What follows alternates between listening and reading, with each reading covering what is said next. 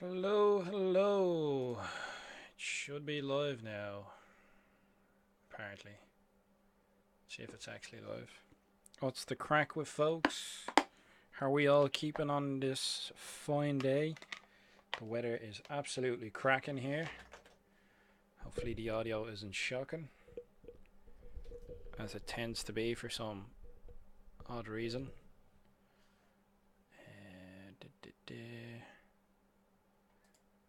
I don't have anyone torment me, so that's probably a good sign. Go on to YouTube there, double check the stream, make sure everything's actually working. Just to be sure. Yeah, apparently it is live streaming. Grand. How is? What are we mucking around with today? I have a Luda here because I got sick of painting boys. The boys are coming along nicely, but they're not. They're not finished. They're mostly there, but they're not finished yet. So instead of absolutely boring myself to death by constantly trying to finish those boys, I thought I'd mess around with the Ludas, which I started painting years ago, like back when I was living in London, and I just haven't gotten around to finishing. So what we're gonna do is we're gonna pull some paints out and some brushes and muck around with the rinse well that I bought. So I bought a, don't know if I can show you really well on this. Bought like a paint rinse well, so it's like for rinsing your brushes. It's like you don't really need it, but I thought I'd buy it and try it out and see what it's like. So yeah, you rinse your brushes down there, you push the button, the water empties out and refills from the bottle, and away you go. So that's what that is. So yeah, anybody up to anything interesting? I've quite literally spent a day doing DIY. I bought myself a new drill. Don't know why I mean new drill. I didn't have a drill. Well, I had a drill years ago, but I lost it, or someone acquired it, as tends to be the way with these things. But yeah, Orc Stuff says painting boots on a sort of mezzanine, and it's blooming hot to do out. It is indeed blooming hot to do out. I've spent about 3 or 4 hours, no, probably longer than that, probably about 4 or 5 hours today, fixing the decking out in my mother's back garden. So there was some decking, like a wooden sort of veranda in the back. My mother's back garden has a really steep angle to it. So in order to actually get some use out of it, she got some decking. So it's like a platform at the very back, out of wooden planks. You know yourself, the normal sort of go to B&Q and buy stuff. Craig says he's just been cutting up foam card to make a tower and repairing some chips on some Guardians. Ah, it must be metal Guardians then, are they, mate? If they're chipping on you. Give me an old whack of the old varnish, and apparently that helps, but yeah, their metal models I think are better. They're more detailed, but you're still gonna get chipping. It happens, sadly, to the best of us. But yeah. So I've spent most of today out in the sunshine. I spent most of the last day I had off, which would have been, what day is it today? Today is Tuesday. Last day off I had was Friday. I spent about 7 hours power hosing my mother's back garden, because it's going to be my birthday this week, so we're having a barbecue, so we're preparing it. So I spent 7 hours power hosing concrete and paving stones and decking. It's like, yeah. And then today I was fixing the bits of the decking that are broken, the stairway up. For years it was a project that was never quite finished. It had like one handrail, so today I fixed it. I fixed the handrail and I reinforced the steps so they're not wonky anymore. They were a bit wonky, but all in all, it all needs to be ripped out altogether. Excuse me. It all needs to be ripped out altogether, I reckon. It's like 12 years old at this stage, so the wooden decking. So I reckon I'll get the steps. My cousin, he's not a carpenter. He's like what would you say? He works in a factory making he makes everything. He makes like doors and cupboards and stuff. But anyway, he works with wood. Well, I suppose he'd be like a carpenter, more like a machinist type of. But yeah, he works with wood. So generally, when we do projects like wardrobes and wooden flooring and decking and that sort of thing, we'll get him to head up the project, and then I'll give a helping hand. Yourself. I bought a few things lately. Like I said, I bought the rinse well just to try it out. I bought. I've had this chipping fluid for a while now, the heavy chipping fluid, but I bought AK Interactive Primer Rust. So this is a primer in and of itself, so that should be interesting. That in conjunction with the heavy chipping fluid, I'm thinking of mucking around with a truck or a vehicle soon enough. I just need to save the pennies together for an air booth and extraction fan. So that's what I'm aiming for. I'm gonna try and get myself an extraction fan, so I can start mucking around with the heavy chipping fluid, so we can get some rusted up vehicles and start messing around with masking tape and such, so we can do camouflage patterns. Because the blood axes, obviously, I want to do camouflage patterns, and I have some digital camo, not stencils, but they're like stickers for masking off. It's like masking tape, but it's in a pattern. So I have masking in digital camo that I want to try on a vehicle or two. But I'm thinking I might muck around with my Stompa that I have downstairs. I have a Stompa since the Stompas came out, and I primed it black, and then I just didn't paint it. So I think that's a prime suspect for an old spraying, yourself. But yeah, we're gonna muck around with some looters today. So I'm gonna paint up this guy. We'll paint him up as a test looter. See how that goes. See if we like it, and then we'll go from there. Oh, what else did I buy? I bought some. I've been thinking about the base of these guys and what color to paint them. I mucked around with some of the boys. I have them painted Ashen Grey, but I'm not too sure. So I bought some Wasteland Tufts from Army Painter. Now I have static grass already, and you can make your own tufts. But in all honesty, watching the videos where people are making tufts as opposed to just buying them, it seems like too much effort for me. It's like if you're going ultimate cheap job, you could like if you're going to be making thousands upon thousands of tufts, you could make them yourself. It works out cheaper the larger the quantity. But for me, it's like I just want a few scattered here and there in the army. So I bought 2 packets of these guys, and I'm just trying to hash out a painting scheme that I like for the bases for the boys. Now, when I'm doing my unit of 30 boys, I'm only going to put a couple of these down. Some of the bigger tufts I'll save for like the Gorkanaut and such. And then vehicles, you don't need to worry about it. Big mechs and stuff. Like the basing I'm going for is pretty simple. It's sand with a little bit of gravel. It's going to be painted grey, hit with a dry brush. And then these tufts will be the very last thing I put on, because you need to varnish your models before you glue these tufts on. So literally this will be the very last stage with any of the models. So because you don't want to hit this with you don't want to hit these guys with varnish. It's not good for them at all. Now I have the window closed because my neighbors make noise. What with it being a council estate and all, you know what I mean? You're literally living on top of each other.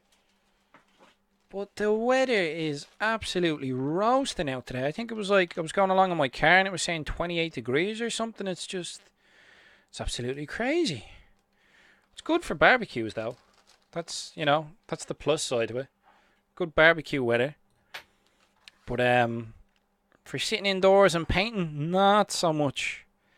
Not so much. It's not ideal for that. So what I'm going to do is I'm just going to Forgive the noise, but I'm going to cut out, because I didn't prepare beforehand, I'm going to cut out some greaseproof paper or some baking parchment or whatever you call it in whatever region you're from. I'm going to cut it out for my wet palette. Yes, I decided to make one. I watched the video from... Who made the video? The original video I watched in regards to making a wet palette would have been Tabletop Minions. So if you go onto YouTube and look for Tabletop Minions, there's a guy there, Uncle Adam, as in ATOM. Yeah, I've been a long time subscriber to Tabletop Minions. I really like his setup, man. I like his videos, his general sort of tone, his take on the hobby. He seems, yeah, I like his videos. They're pretty good, man. Quality of his audio is top notch. The quality of his editing, his yeah,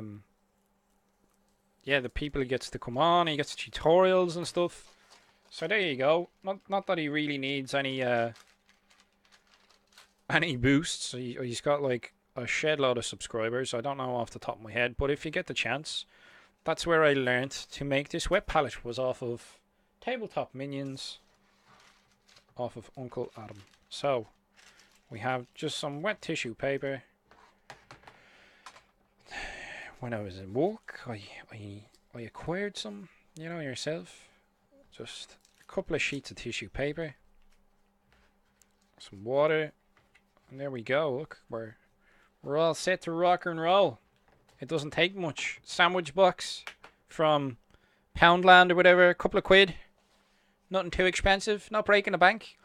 I'm part of some groups on Facebook and people are talking about spending 35 quid on a wet palette, and I'm like, mate, 2 quid for your sandwich box, some tissue paper, and a roll of you know, parchment paper or greaseproof paper for baking, and you're sorted. You don't need to worry about it. But there you go, you know. Like if you're using what? It's probably like 80 mil by 80 mil. You know, it's gonna take a while to get through a whole sheet of parchment paper, I reckon. You know, so what I'm gonna do is I'm gonna paint this guy's skin up. And he doesn't have his tongue sticking out. Oh, he does have his tongue sticking out. So because he has his tongue sticking out, I'm gonna use wild flesh for his tongue. We're gonna use Elysian green as the highlight after we do the Athonian camo shade.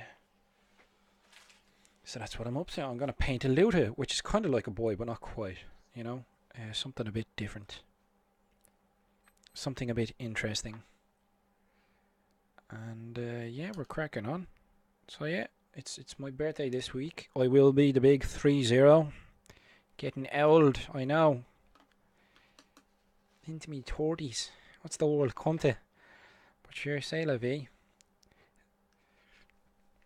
Orc Stuff says, you do know that you're cutting the greaseproof paper diagonally on a squared board, don't you? Yes, but you assume I have enough space on a square board to put the piece down. I like to eyeball it, you know what I mean? It's fine, it doesn't have to be exact. But yeah, that sort of thing would do some people's nuts in. I was actually quite proud of myself earlier on. I managed to cut a handrail for the decking, as I said. That's what I was doing earlier. And I had to cut it diagonally. Do you know what I mean? So like there was a post, there's a straight post, and the handrail goes from one straight post to the other, but it goes at an angle.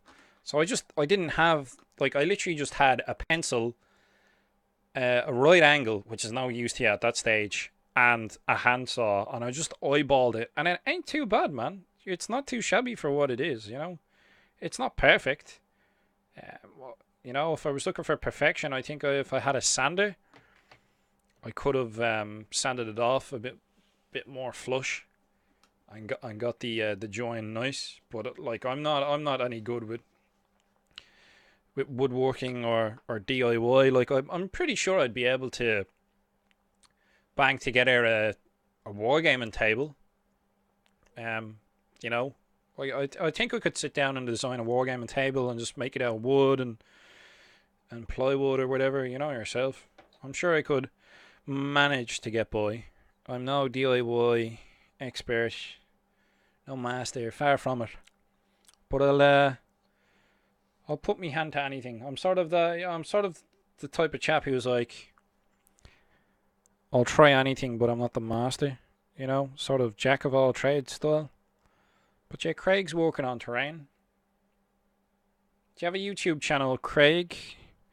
If you guys have YouTube channels, you know, send me the links. We'll put them up in chat so people can see. What I really should do is set the Discord up so you guys can send me images on Discord, and we can throw that up for future reference.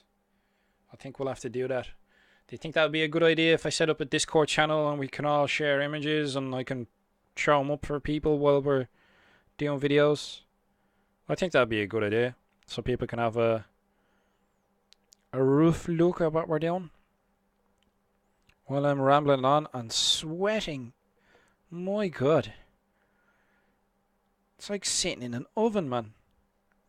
Like I've said before, houses in Ireland are built for staying warm. We're not the you know, keeping cool with the windows closed was not part of the design parameters. Not in the slightest. Not at all, at all, at all. So I was supposed to go onto a podcast today, but I managed to miscommunicate and cross my wires because one of my friends runs a podcast, and from what I gathered, the guys were going to be talking about a board game review, but I seem to have misunderstood, and I was like, oh, well, if you're doing the board game review, you don't need me. But apparently they still expected me to be there, and I was like, uh-oh. Because I was too busy rebuilding the deck, and, you know, so that it doesn't collapse. It's, which, well, you know, it probably would be entertaining for the people watching. I'm pretty sure it wouldn't be entertaining for those standing on it. Probably me, knowing my luck. The worst luck ever. Yeah, so, top tip. If you're collecting orcs and you buy looters, don't fully glue them together. This guy is going to be an absolute nightmare to paint because I have glued the miniature together. My mentality when I was initially buying the orc army was that I didn't really care about painting the miniatures. I was all about gaming. So if you go look back on my channel, you'll see that I went to a couple of tournaments in like 2009 and 2010, and that's what my main focus was to get miniatures built, to play the game, and not really bother with the whole painting aspect. Orc Stuff says, made my painting table out of a DIY computer station thingy and swapped out the flat bits for some longer tongue and groove decking boards. Oh, okay, that sounds interesting. I've seen posts that people have put up of making their own sort of gaming tables. Now, what I use for gaming tables myself are those plastic. Do you ever see those plastic sort of buffet tables that are like 6 foot by 3 foot? The white plastic ones with the metal legs. You know the ones I'm on about. I got them in the equivalent of Poundland over here. I think normally they cost about 60 quid in like a DIY store, and I managed to get them for 40. So I think I 4 of them. So if ever I was to try and run a tournament, I could do like 4 tables worth, I reckon. With a bit of MDF, you know, your shelf. But board wise, I was thinking of making a fold out table. But what I really need to do is to sort out my painting area, because I don't have much space. I think the table I'm working on is like 4 foot by 3 foot. It's like it's a computer desk. But I think a large part of my problem is I have a lot of clutter here. So I have like a Lego Millennium Falcon, a Lego X-Wing, a Lego Rebel Transport, loads of paints, my keyboard, my mouse, you know. So I don't have much space, hence cutting diagonally on a square grid. It was part of the reason. I don't have a lot of space on my desk because it's just cluttered with stuff like painting stuff, miniatures, Lego stuff. I like Lego if you hadn't gathered. Always been a fan of it. And I decided when they started to redo Star Wars, I decided to buy a couple of Star Wars pieces. I was tempted to buy the like Ultimate Collector series Lego Millennium Falcon. That's like £650 sterling, and it's like €800. It is huge, absolutely massive. But therein lies the problem. Where would you put such a monstrosity once you built it? It's like going to buy a Warlord Titan. You've built it, and then you're like, yeah, where do I put it? You know what I mean? You'd have to have a setup for it to go somewhere. I've seen people who've done coffee tables where it's pretty much like a wooden box. It's pretty much like a wooden box on three of the sides. One of the sides is like acrylic, and then the top of it is acrylic, so you can see down into where they have the Millennium Falcon built. I've seen guys who've done that for a coffee table, so it functions as a coffee table and a display at the same time. And I wonder if people do that with a 40k. It seems like a good idea. Orc Stuff says, should imagine a pasting table for pasting wallpaper would probably make a good gaming table, not for much money.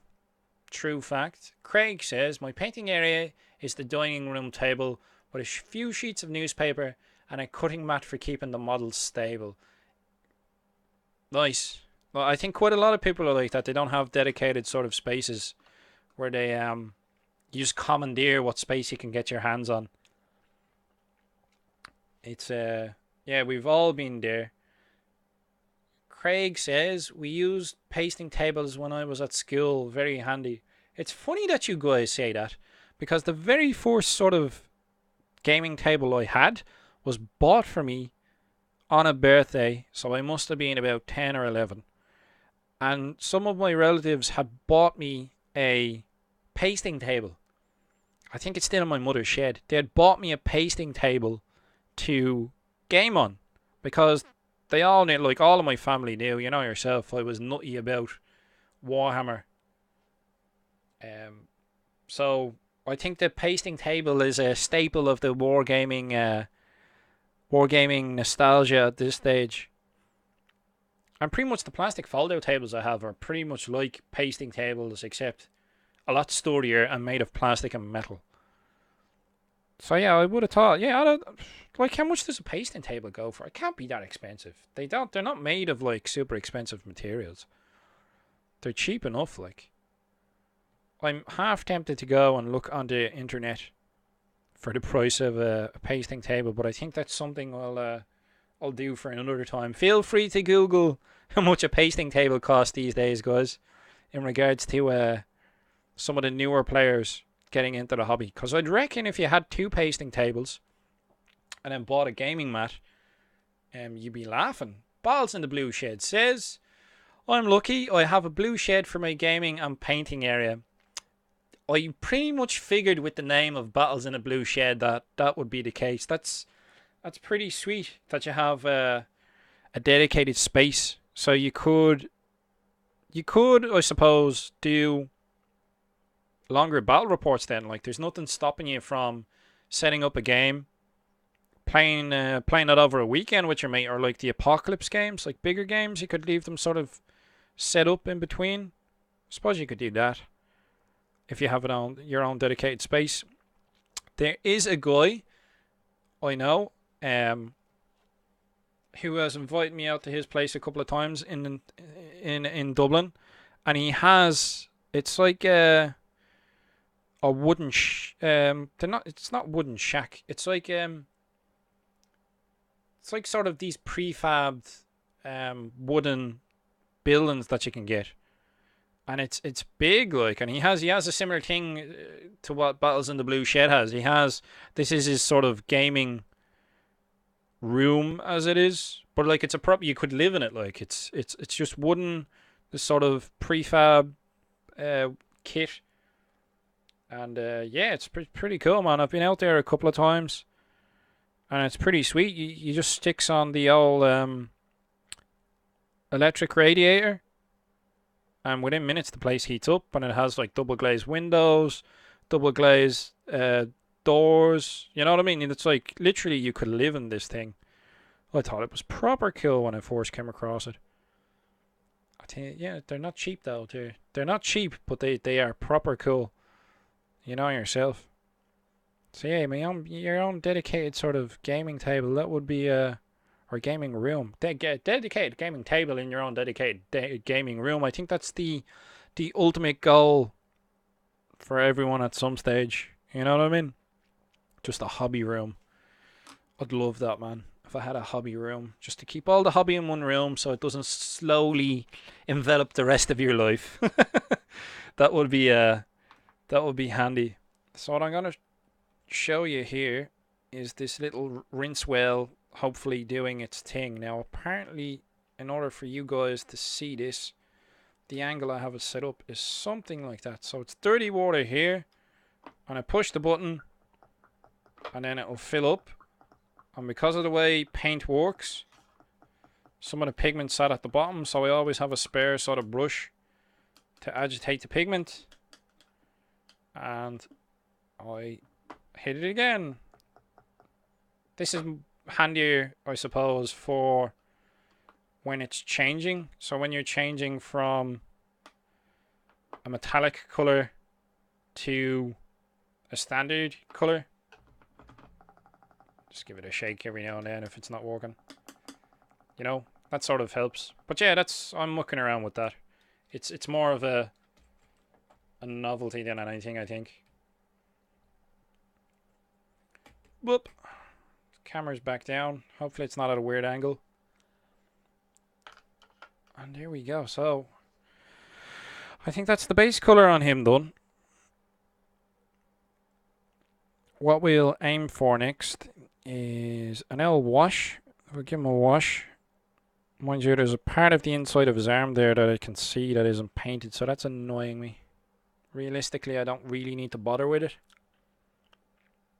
But howsoever, we shall endeavour. So, in behind that arm there, down there, that's where that's missed. Missed the mark on that one. So this is my problem. I'm too particular with my orcs. That's why it's taken me like forever to paint up the guys that I have. It's taken a year and a day. Absolute year and a day. But mind you, I have 5 of the boys pretty much done. They just need their basing done. So what I'll do is I'll actually grab them there. We'll let his arm dry off, because I painted up his arm. So what I'll do is I'll finish painting up this arm that I missed. There's always a bit when you think you're going on to the next stage. I hate that. You're going on to the next stage of painting, and you'll find like you missed a detail, and it'll be something so blatantly obvious you'll go like, how did I miss that? You know what I mean? So we're going to let him dry there. I'm going to lean out of shot and make it look like my head's been decapitated. And I'm going to grab the boys from the unit that I've been painting for months upon months upon months now at this stage. And I will show you the guys that are fully painted pretty much. The only thing I need to do on these guys is sort out their base. So I have 5 deals because I decided to break them down into little batches of 5. Because I found with the unit of 30, it's I kept like I'd be updating one part on so many of them. Like for instance, I'd paint the buckles on 10 or 12 of them. Then I'd pick up another guy and got to paint the buckles and paint something else instead. And then, you know what I mean? That sort of circle of I never quite finished something 100%. But this is how the guys are looking. So these guys are fully painted. They're all washed I've done different washes in different areas. So if they were the Xandri Dust camo, they're all done with the brown. Why can my brain not work at the moment? Orc Stuff says eBay showing pasting tables starting at about 16 quid for 70 inches by 22 by 30 high. So yeah, okay. So how many 70 inches in feet? It's like 68, 48, 12, 24, 48. Long enough. Yeah, 48, 50, 60. Yeah, decent enough. So it's two of them. You could throw so what? Two pasting tables. So what? 16 quid each. So we'll say 32 quid for two pasting tables. We'll put in a couple of quid. So we'll say like what? 36 quid for two pasting tables. Then get yourself a battle mat, like what Battles in the Blue Shed has. He bought the gamingmat.eu. Oh, I forget the name of the specific board, but I bought it myself. The gaming mat. It's Urban something or other. My brain just isn't working today. I've been out in the sun too long and clearly fried what brain cells I did have left. They are gone to hell in a handcart. Bit under 6x2.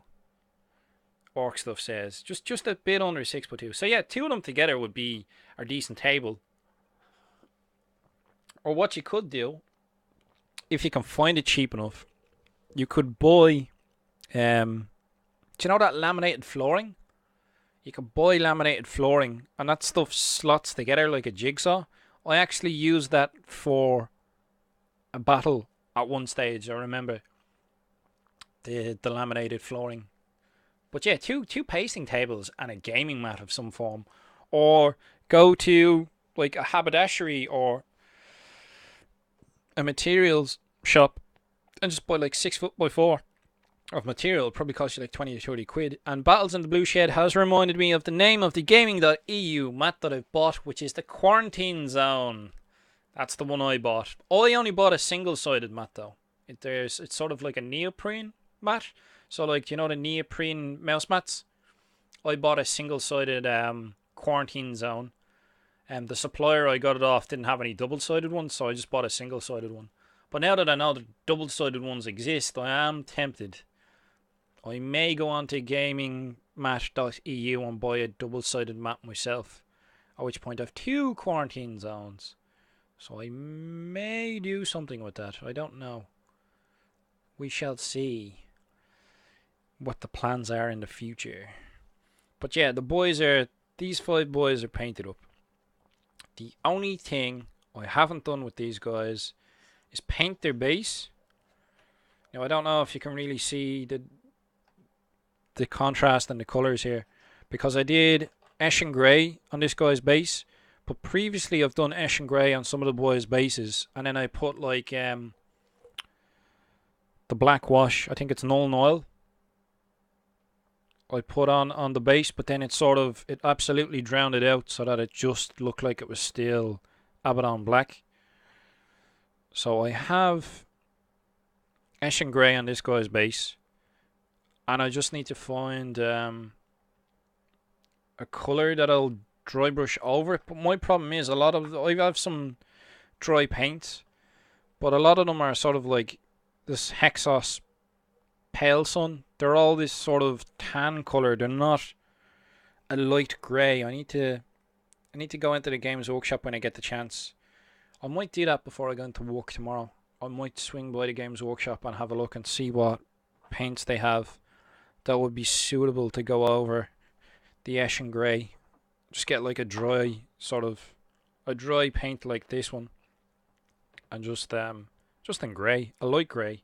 I suppose I could hit it up with like a white, but I think white would be a bit too much. There's a paint overboard, because I do have Praxity white. Praxity? Games Workshop have never been easy on the old names there, have you? So Praxitoy white. I do have a white that I could hit it up with a dry brush, but I'm not 100% on that. I think I should be hitting it with a really light grey. I don't know. maybe we should try it now. And we should see what you guys think as well. Orc Stuff says, found some old office floor tiles, roughly the same browny colour as your tufts that were being thrown out. Can't argue with that price. Free is the best price. It is the best price. Balls in the Blue Shed says they do 4 double-sided mats. They're £96 on the site. I managed to get mine for 90 off my FLGS. That is sweet, man. If you can get it at your local gaming store, you're not having to pay for shipping and you're getting it cheaper. That's really good, man. Yeah, that's sweet. What I'm going to do is grab a dry brush here. What I am doing myself is, it's cheaper for me to buy from a UK supplier when it comes to Games Workshop miniatures than it is to buy from a supplier in Ireland. Because obviously the pricing, I always find this dry sort of paint hilarious as it's gelatinous like substance as opposed to, you know, paint. It's always like paint that's sort of died a horrible death, but yet it still has a use. So I'm going to try and hit this guy up with a little bit of a dry brush, but this is white, so I don't really want to overpower it. You know what I mean? I think I took a bit too much off there. What happened? There's like, but like with dry brushing, it's always less is more. You know, you really don't want to go a bit too crazy with the old dry brush. Just a little bit. Just enough to pick it. Grab the very tips of it. Detail wise, that is. And of course, the hunched over nature of the orc does not make this easy, nor does the angle of the camera. Share will soldier on.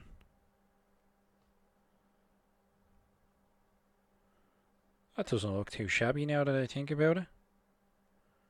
I suppose naturally with light it would bring it up to sort of a white. Even with like dark colours like black leather and stuff. When you're highlighting, it's the colour you want it to be is always in the recesses, the shade. Let me have a closer look at that. That looks alright actually. That doesn't look too bad. So we'll be using this white sort of dry brush stuff. Yeah, alright, cool. We'll do that.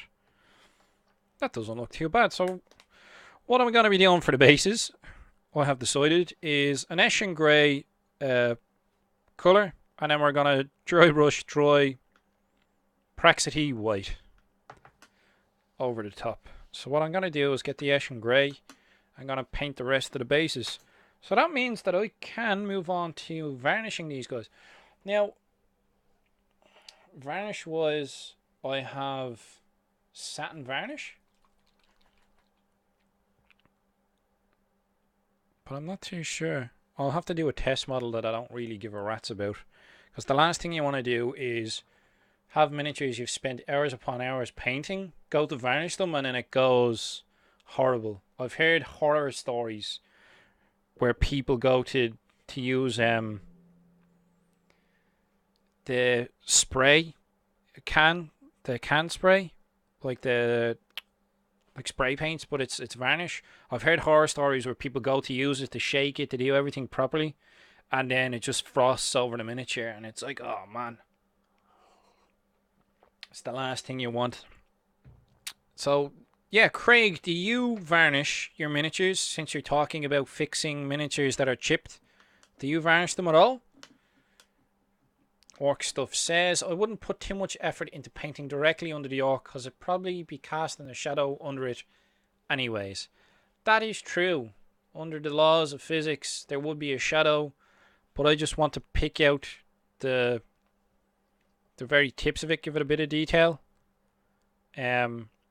just visually, because the Eshin Grey just painted on by itself looks very flat in comparison to the rest of the miniature. That's the only reason why I wanted to do a little bit of a dry brush of something, just to pick it up a bit, make it pop a little, just visually. Like, not much of my painting style makes sense, like highlighting the underneath of people's arms and stuff like that. I just do it for the sake of it, really. Like, they're orcs, they're space orcs. I don't take it too seriously. But yeah, so I'm gonna get the Eshin Grey, and what we're gonna do is we're actually gonna finish these boys off. And yeah.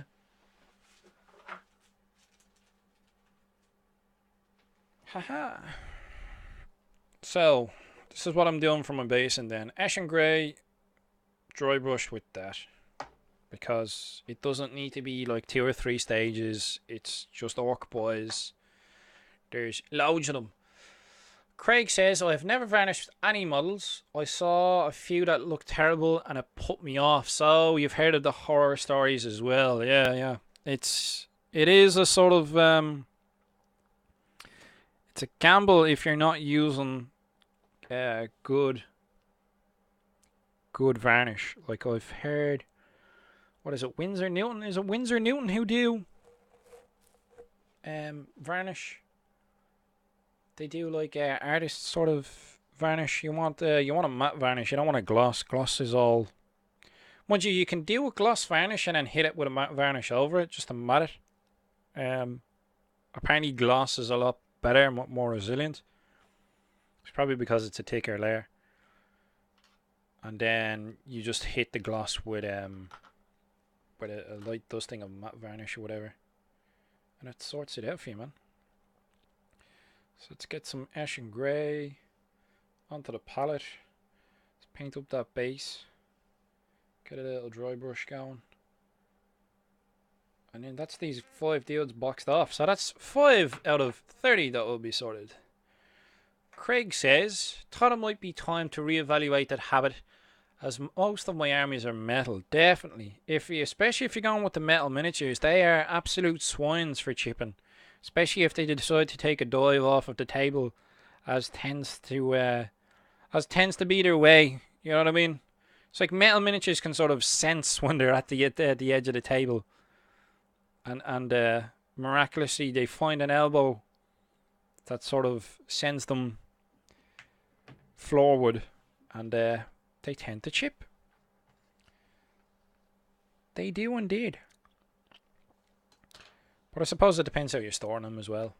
But you're gonna get wear and tear. Like, say if you're using the same miniatures again and again and again, and you're putting them in and out of the foam, in and out. Like, think about it. If you stood there with the foam, no matter how soft it is, and rubbed it against the miniature like 100 times, like, it's gonna wear the paint away. Even like the oils in our hands and everything. Like, Balls in the Blue Shed says, I used the Army Painter matte spray can varnish, and new Go Purity Seal isn't too bad either. So there you go. There's some top tips from other people as to what works and what doesn't work. I would suggest, if someone's trying a paint out that you find like a miniature you don't care about, and try it on that. Orc Stuff says, I varnish most of mine because I normally give them an oil wash, but if you don't give them at least a week in warm weather to go off, then the varnish has a nasty habit of frosting.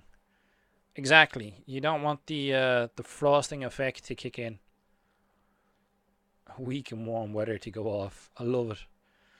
Yeah, leave them baking out in the window still. But yeah, what you need to do is you need to get yourself a miniature like this Hero Quest Orc.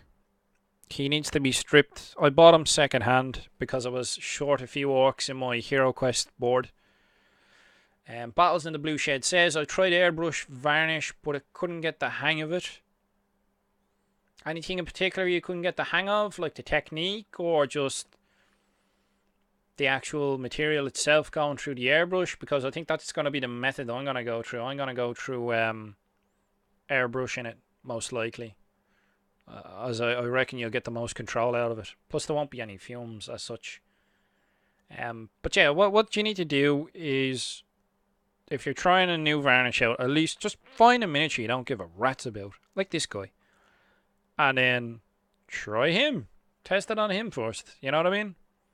See how it goes, and then go from there. I'm sure everyone has spare miniatures that they're not too bothered about.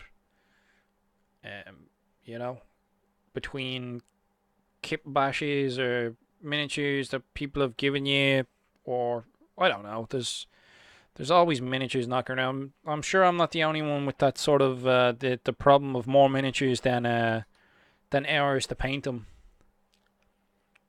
You know yourself. Battles on the Blue Shed says the matte varnish look more like satin than matte. Orc Stuff says varnish I usually use is a big bottle of Winsor & Newton acrylic tinned with torps through an airbrush. See, I've heard that the Winsor & Newton acrylic is supposed to be really good. I've heard that from someone else, so you're not the first one to say that to me. But I haven't heard the tinned with torps method. But I have heard that the spray cans are decent. Dim Reaper says, not bothered about a classic Hero Quest Orc Scar Heathen. I have spares. I bought them off of someone. So it's not that I don't care, it's just I'm willing to sacrifice them to the cause. As my shooter boys I've actually bothered to paint are worth more to me than someone's Hero Quest miniature they painted when they were 6 back in the day. As you can tell by the paint job. It's not the Mae West. I could give it some TLC. There's nothing to say I couldn't strip it off now, and give it a paint job it deserves.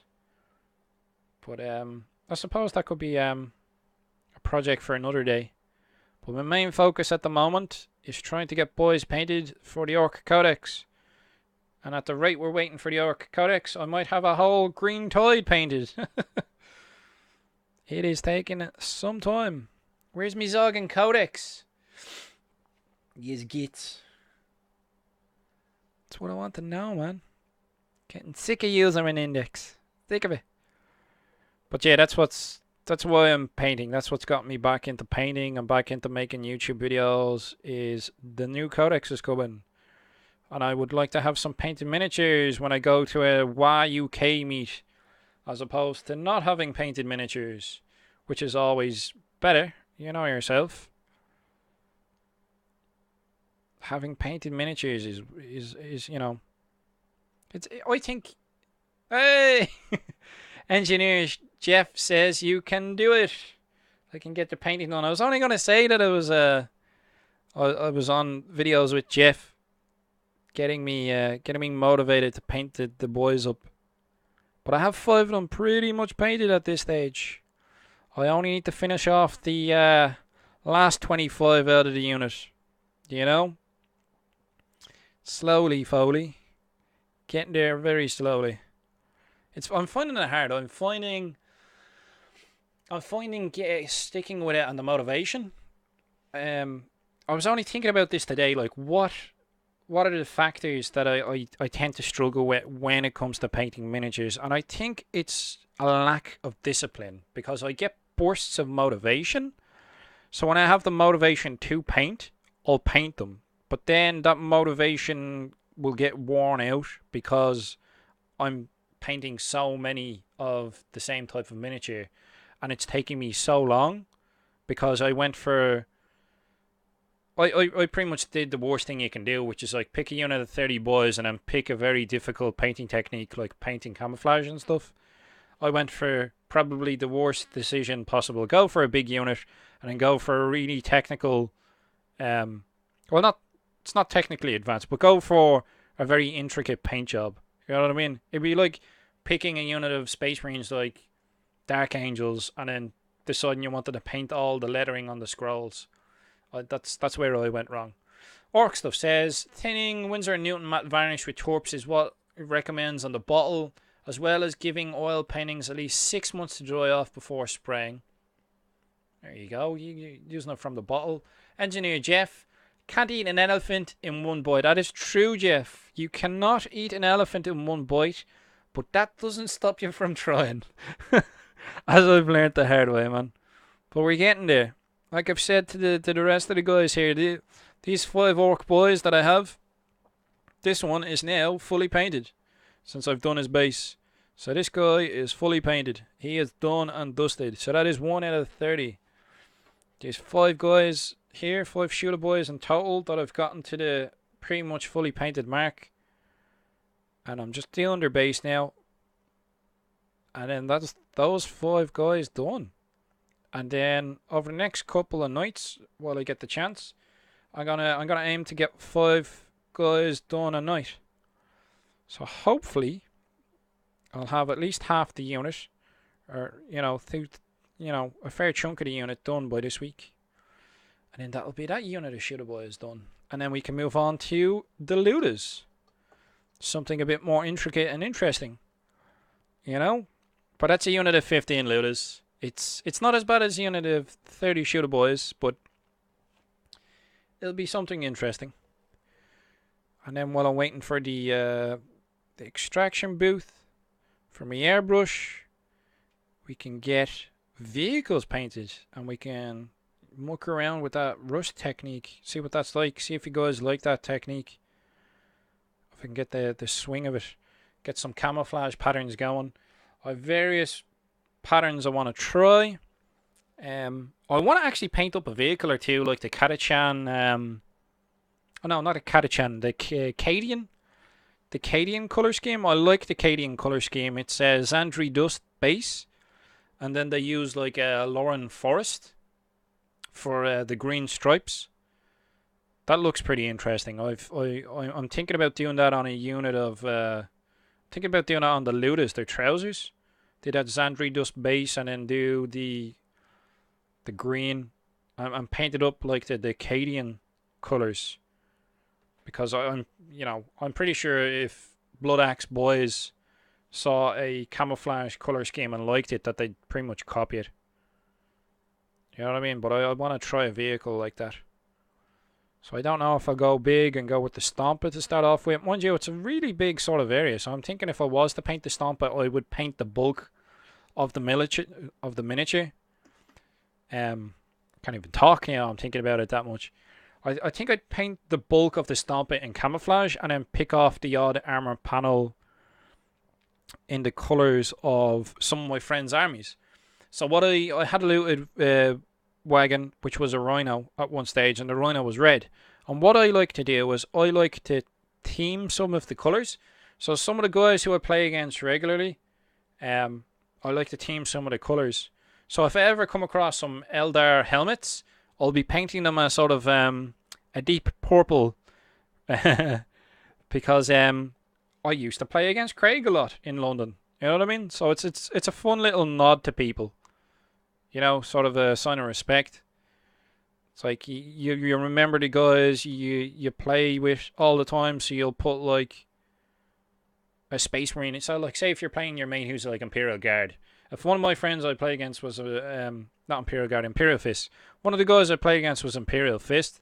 I would paint up a helmet and put it on like my war boss's base, just to sort of have a laugh. But it's also kind of like it's cool, man, because as time goes on, it'll be like as you meet people and you move on in life, you'll still have little sort of mementos with your miniatures of the guys you used to play against. So I need to get some Eldar helmets and paint them purple. Because of all the games I played against Craig.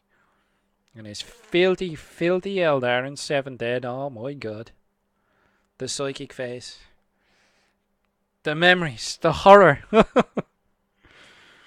Psychic phase in 7th Ed, man. That was hilarious. How many dice have you got? I have 2. How many dice do you have? I have 13. Yay! Oh, it was hilarious, man. But my looters loved it. Back in 7th, my looters were having great crack, shooting everything left, right, and centre. So yeah, I like bringing looters. I like shooter boys. I like Dakum, man. I really do like me some Dakum when it comes to the boys. But I don't know. I'm just interested to see what the various sort of clan rules are gonna be, because I really have no idea what they're gonna do in regards to Orc clan rules. Craig says I have some spare helmets if you need them. I may do. I may do. I just need to get my ass over to London at some stage, you know what I mean? Pick them up off you then. Sounds like an excuse to get over there. I definitely need to go to London for a weekend. Go see some stuff, meet up with some friends. Sounds like a plan. Sounds like a plan. I'll be heading off to Paris with the girlfriend, as she's French, next week because we decided to take some time off for a week. Her family live over there, so I'll be going over to Paris for a week, and hopefully I'll go and do all the touristy things and see the Eiffel Tower and the Arc de Triomphe and eat croissants and drink coffee, as the French do. That's what French people do, isn't it? Croissants. Get yourself a flying croissant for your Necron army. Something like that, right? So that's what my plans are. Just to chill, take it easy. Get some orc boys painted before the codex. Oh yeah. I can already feel like it's going to be awesome. Because I had this sort of epiphany with orcs the other day, because I wanted to sit down and actually read the fluff. Because when I got my 8th edition, rule book, I didn't bother reading the fluff. I was like, I just wanted to know about the rules. So I actually sat down and I was like, okay, say if you were to collect orcs, or say you're not even collecting orcs, say you're new to the hobby, right? Like you started like literally today. Say you started literally today into the hobby and you know nothing about any of the factions. What information would you have for orcs? And I sat down and I read it and I realized that between the rulebook and the index, there are 5 pages of fluff about the orcs. I think there's like 3 in the index and there's 2 in the rulebook. And I counted up all the pages and there's like 450 whatever or 440 whatever between the index and the rulebook. So if you were starting the game today, less than 1% of the rulebook and the index fluff-wise is about orcs. So like 5 pages of fluff. That's all you have to go with. So there's not really much fluff currently to sort of grab new players and, grab their imagination and they'll be like, yeah, I want to play orcs. You know what I mean? There isn't that level of fluff yet. So I honestly have, a feeling that when the codex comes out, we're going to see an almighty torrent of new orc players. I really do. Because currently there isn't much to grab them. Grab their imagination. There isn't much to grab new players' imaginations. That sort of cool factor, you know what I mean? Whereas other factions, there's a lot more written about them, or they already have their codex, or whatever, you know yourself. Like the Imperium of Man is written about left, right, and centre until the cows come home. Which is all well and good. But it's a bit boring. Well, for me anyway. So I've dry brushed this one, and I haven't dry brushed that one. So while I still have the paint, I'm going to paint this guy's base in ash and grey. And I think, this one I put a bit of rubble on. So these guys are all my looters are silver because I airbrush painted them in the, what metallic was it? Oh, this metallic. Forge World used to do airbrush paints. So if you're wondering on the colour of my looters, it's all this Iron Hand Steel Forge World paint. And I bought like 3 or 4 pots of this originally. So if you're wondering what the silver metallic is, it's that Forge World one. But we're going to paint up this guy's base ash and grey. And because I haven't actually painted his boots yet, I don't have to be too tidy. Just tidy enough. You know yourself. But you don't have to be too super tidy. Just enough to get the rough idea of it. And this is the problem I'm going to have at later stages. I need to paint the skin now. Because like I said, I built these Ludas to game with. Not to paint. I didn't paint them originally. And this is why they're all in one piece now. But that is an absolute pain when you're coming back to it afterwards to paint. Because there's so much detail in and around, and you know what I mean? So I would advise to anyone who wants to buy Ludas to paint them before you fully assemble them. I'd literally leave his arms and the gun harness off as one piece, and I would have the feet, the head, and the torso as another piece, probably. But definitely paint them up separately before you fully assemble them, just to save yourself the sanity. You know? And I don't know, like some people were talking about putting Ludas on bigger bases. I could see why people want to do that, but I myself only really put knobs on the 32 mils and not the 28s. It's sort of visually a bit more looks a bit better, like in my eyes. You know, I use it as a visual reference to pick out where the knobs are in units as well, like, because I find the presence, like the knobs are bigger than the Orc boys by a fair bit. So that's why I feel that knobs on the 32 mils look better than chaps on the 28s. You get me? It just looks a bit better visually. They fill out the base a bit more. But yeah, Ludas are fun. I always like Ludas. I like Daka when it comes to orcs. So obviously I like Ludas. Because I love Daka. And who doesn't love Daka? Like, come on. It's awesome. And plus these miniatures I think look pretty cool. I think the problem I have with my orcs is I like to collect miniatures the way they are, so like in their original form, which is sort of a bad mentality to have with orcs. But I like to at least have one original of everything. You know what I mean? So like if I'm doing a Morkanot, have an original one, and then the next one you do, like you can convert the snot out of it. Just for the sake of collecting. So yeah, it's more the collector in me than anything else. So that is his base in Ashen Grey. And what in the... Is that stone coming loose? That is coming loose. Off with yourself. Ah, fair enough. So yes, we are very boringly painting these bases grey. And we need more paint.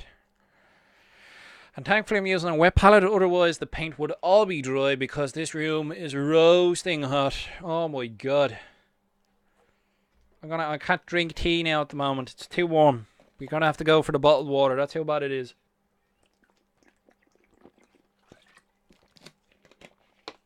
There'll be no sticking on another brew tonight, no way man. Gotta polish off that bottle of water. It's way too warm. Which is interesting, because Dublin tends to get water shortages. Where did I put that pot? Oh, there we go. Dublin tends to get water shortages because everyone goes mad when the weather's good and buys like kiddie pools and stuff and waters their grass. So the city tends to have shortage problems with water because apparently it's always running at max capacity. So whenever there's good weather, we run out of water. Whenever there's bad weather, we run out of water because people run their taps so that their pipes don't burst. So any weather that isn't normal weather, which is generally like rainy and dreary, the city tends to have water issues. So I think they need to work on that. But yeah, apparently we're having water shortage problems. Orc Stuff says the other way would be to paint them all over matte black, overspray with dark brown, and then give them a lighter brown spraying from above. The bits that you can't get will look to be in shadow. Yeah, so sort of a zenith highlight, zenith spraying. That's yeah, that sounds probably like a more sensible method than the approach I've taken, but at this stage I like what I've done, so I'll probably end up locking myself into it. But I suppose it depends what everyone wants to do. Like, I just paint mine black, probably out of habit now than out of anything else. But painting them black also comes in handy for the same reason. If you miss something, if I miss like a detail or something under an arm, at the back of an arm, or you know that piece of gun that's between their chest, so in behind here, in down there, like if I miss painting something in there, it's going to be dark anyway, so you're not going to see it. So it's the same sort of concept of getting it primed. With the black color, it's not too much of a problem if you miss something like in behind the helmet or in you know, detailed areas that are like between his cheek and his helmet. If I don't actually get paint all the way in there, it's not too much of a problem, because yeah, it's going to be like shadow. It's going to be like a shadow that's being cast anyway, so visually you won't really notice it. Whereas if I have painted this miniature white and I didn't get my paintbrush in there, you'll know it, because it'll stick out like a sore thumb. You know what I mean? So there's that sort of thing. So I think there's method behind the madness. But I prime black. But if I was going to paint like an Eldar army, like super bright colours, like Harlequins, I'd probably prime them like a white or a grey. I do have grey primer, I just haven't used it. I have some of that Vallejo surface primer for lit airbrush, but it's never gotten to that stage. I do want to try out that rust primer from AK Interactive. That'll be fun to try. I'll probably try it on a truck. What do you reckon? I might just have a bash at one of the trucks. None of my trucks are really fully assembled. I sort of have flat pack trucks, so I leave the trucks in various bits that are easier to transport. But I think I need to bite the bullet on that one and actually finish one. Do a bit of plastic card work. Do a bit of converting, you know, your shelf. And I'll try out that rust primer. I might leave it in sub-assembly, so I'd leave the wheels off and just paint the base chassis in that sort of rust colour. And paint up the wheels differently. I suppose I could do them differently. But I suppose you could paint the hubcaps like a rust colour. Interesting. Because I was thinking about getting different paint sets. I was going to buy Vallejo Model Air. I might do that. I might buy the Vallejo Model Air set. You can buy a whole paint set. I found a supplier in Ireland who does like free shipping and sells the sets at a decent price. So I might try them out, because I have a few Model Air bits already, but I just haven't cracked out the airbrush, man. You know what I mean? But I want to give them a go. Speed things up a bit for me. Try out new techniques. But the colour range for that seems to be more of the traditional sort of military miniatures, which will come in handy for me, because with the blood axes I can use like khaki colours and olives and all the traditional military colours, which I was a bit apprehensive about at first. The idea to me of painting green orcs in sort of green camouflage seemed odd. You know what I mean? Visually I thought it might be jarring, but I've seen people who have managed to execute it very well. Like that sort of Russian green from World War II. That tends to look really good. Especially on vehicles. Stick an all red star in them and away you go. Some rebel grots. Actually, that would be great. On the grot tanks. So I have grot tanks. I might try that. Yeah, paint them up like Russians. And try like winter camouflage. Maybe. where it's like the winter camouflage wears through to the standard green. You could, yeah, I suppose you could try that. Just use the heavy chipping fluid between the different stages. So you do like winter camouflage over your olive color, and between those two you'd have your chipping fluid, so you could wear away at the winter camo to the green beneath. I've so many Forge 1 miniatures I just haven't built yet, man. So many. But we get there slowly. I really don't need to buy anything for a while. But it all depends what they release with the Orc Codex. A lot of people are talking about prime orcs, like bigger orcs. People are talking about Gazgul getting a new miniature, a bigger miniature.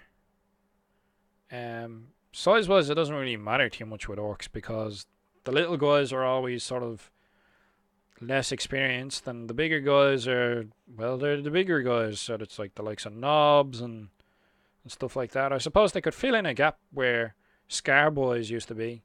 Now, I didn't start playing until the 4th Ed Codex came out with the orcs, but I do own all of the codexes, so I understand where Scar boys. And for those of you who don't know, when it comes to orc hierarchy, there's like, currently we have orc boys and then we have knobs. And back in the 3rd edition codex, there used to be a stage in between these two called Scar boys. So they were between a boy and a knob. So I'm thinking if Games Workshop were to do bigger orcs, you know, there could be a gap easily filled there with Scar boys. There you go. Do you like the horns on this guy? For some reason I decided to put that helmet on him when I was building him, and it looks alright.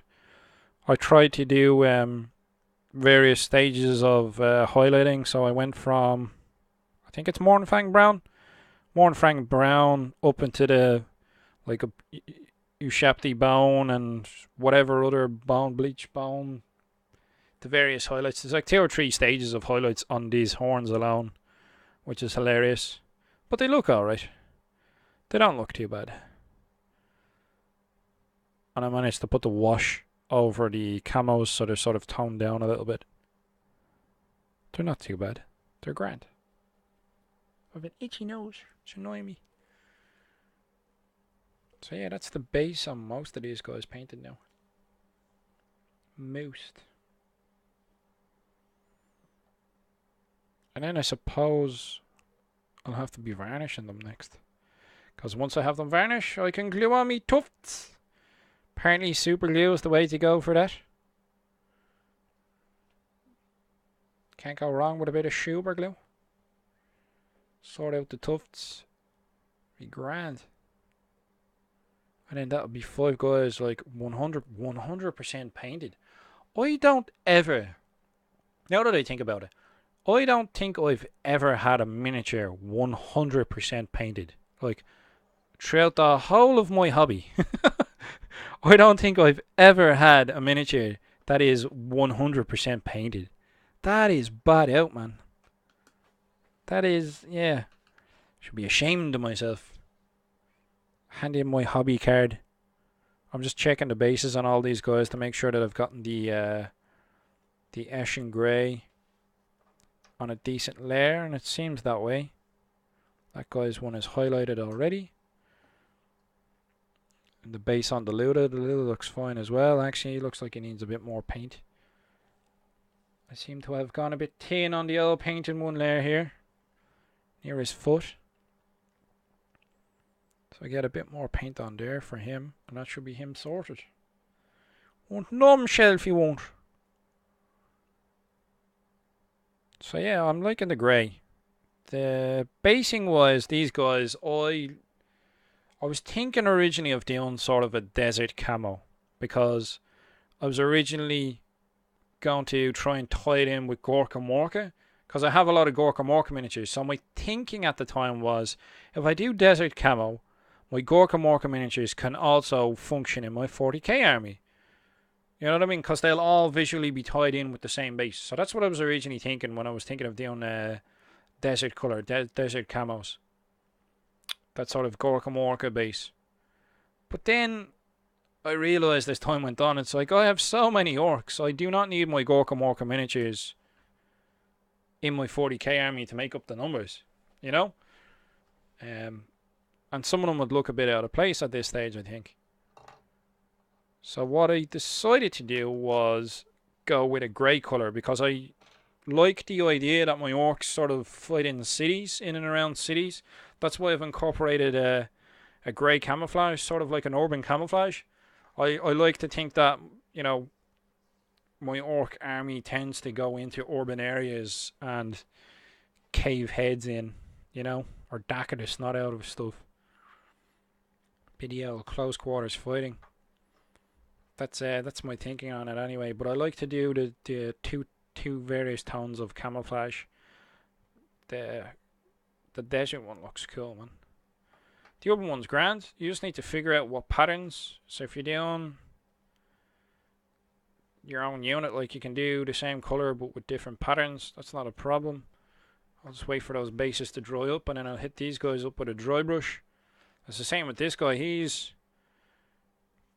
got the Eshin grey with the Ultawan grey highlight over Abaddon black streaks, and then it's all washed over with null 9. So this guy has the same colour scheme 3 times, but in various patterns. So his trousers are in a specific pattern, his top is in a different pattern, and then his helmet is in a different camouflage pattern. So while the miniature is painted in the same 3 colours, and all pieces of his clothing from the helmet to the top to the trousers, well, it is the same colour, they're all visually different.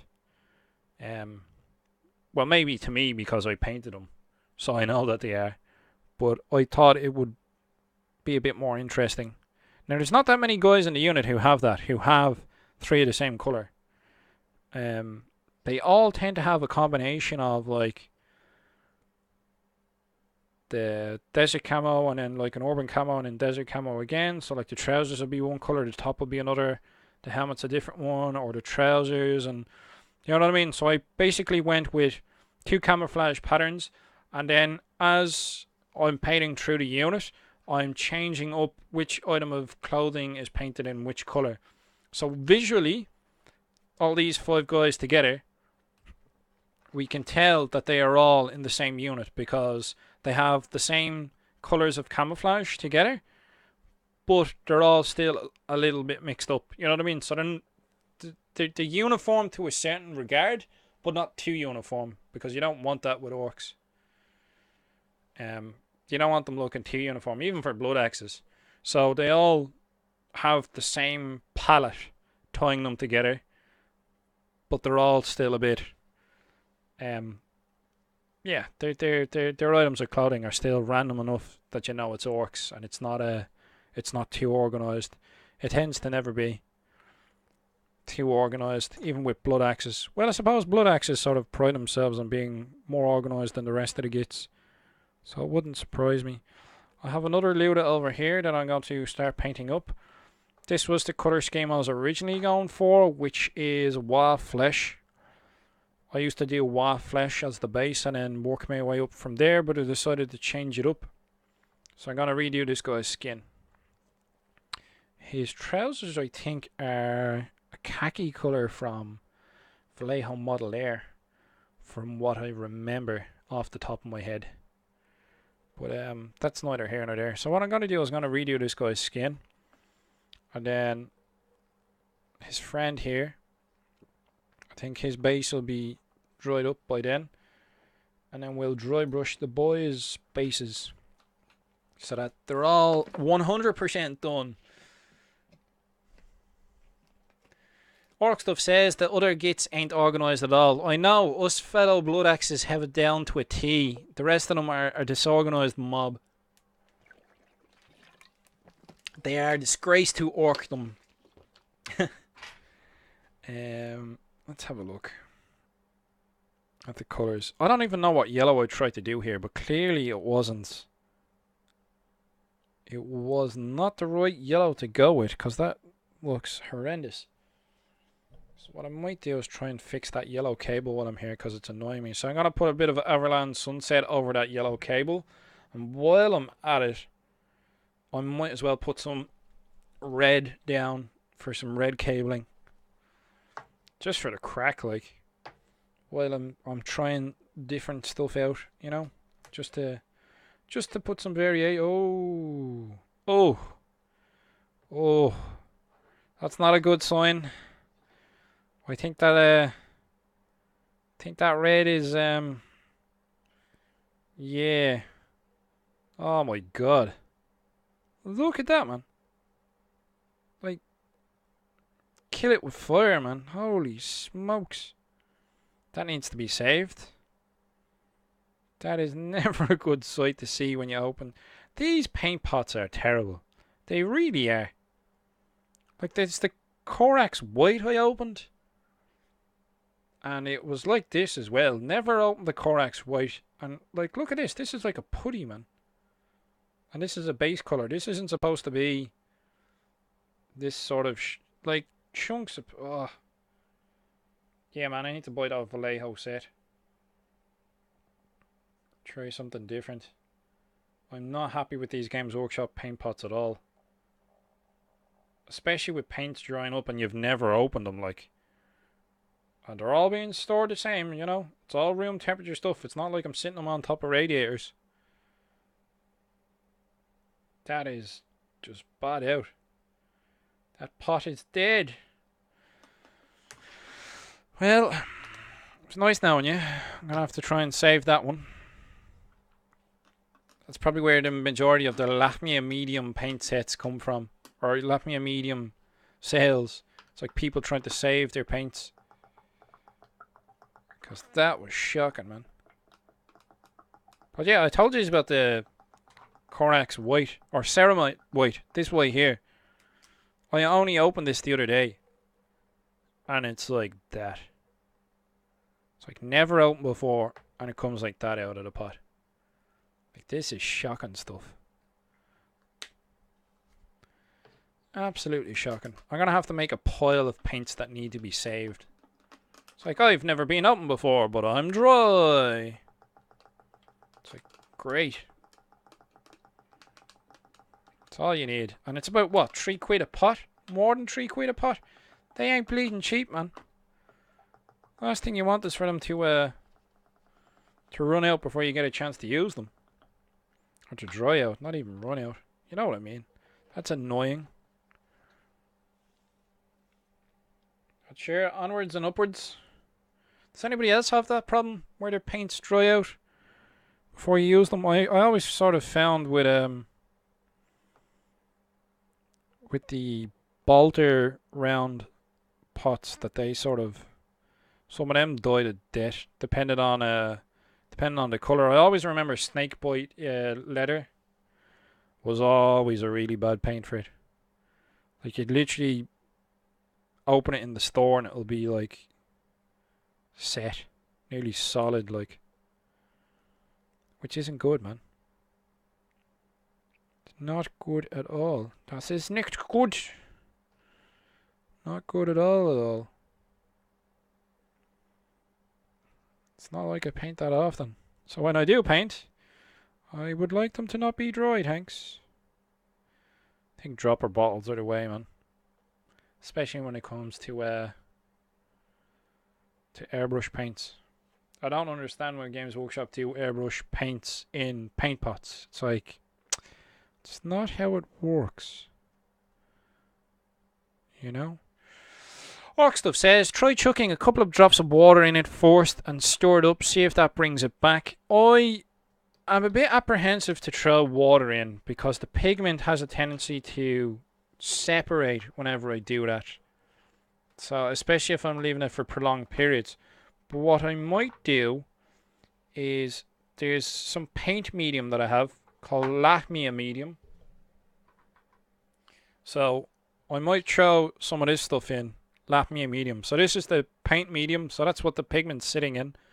So I might throw some of this in instead, and this will give it the benefit that it won't separate because this is the base that the paint is made of. Now, if I pick up some of the metallic paints the Games Workshop make, I'll show you here. There might be one or two. Their metallic paints are really susceptible to separating, especially some of the like bronze and coppers and stuff. Like, what have we got here? We have Cadian Flesh Tone. You can sort of see where this is starting to separate a bit. It'll come up with that sort of creamy colour. Blood for the Blood God. Yeah, there's a few of them that are really susceptible to it. More so than others. But all you have to do is like just agitate them. Keep them going. Hold on. Oh, here we go. Here we go. Check this out. Look at this guy. Sycorax Bronze. I've only recently bought this. In fact, I've never opened this. And look at it. You see that sort of... that milky sort of stuff? That's the paint medium. The metallic pigments have separated from the paint medium. So as you can see, it's not too far off from the cadmium white. Pardon me. So that's separated out there. You can see it. And it's just a case of shaking it up. But like I said with this one, I've only recently bought this one. This Sycorax Bronze. Only recently bought it. And that'll separate again. Like, I'll probably come back to that tomorrow and it'll have separated. Like, this is this paint, I don't know what is up with it, but it's really bad at separating.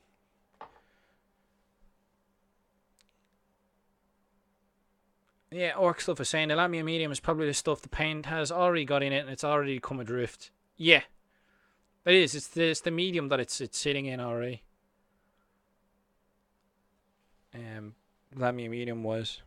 Here's the stuff that it's sitting in already. So I did a bit of red there. I'll throw in another red wire. Because I'm trying to think myself electrically what colour the wires would be.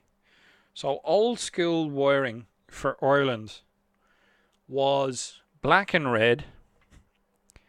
And then the more recent ones, it's like yellow and green for your earth. And then you have like blue and brown. So I reckon if I stick to those colours for the wires, it would make sense. So if I make that cable like a blue, so yeah, like a red and a blue. So I'm not even gonna go for the yellow.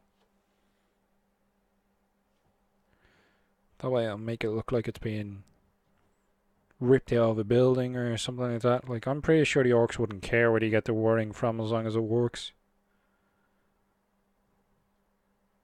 Don't know if they'd be bothered to make it themselves. Just be frugal with it. It's like, oh look, wires. I know we can make way out of that. It's like, what? A deaf gun.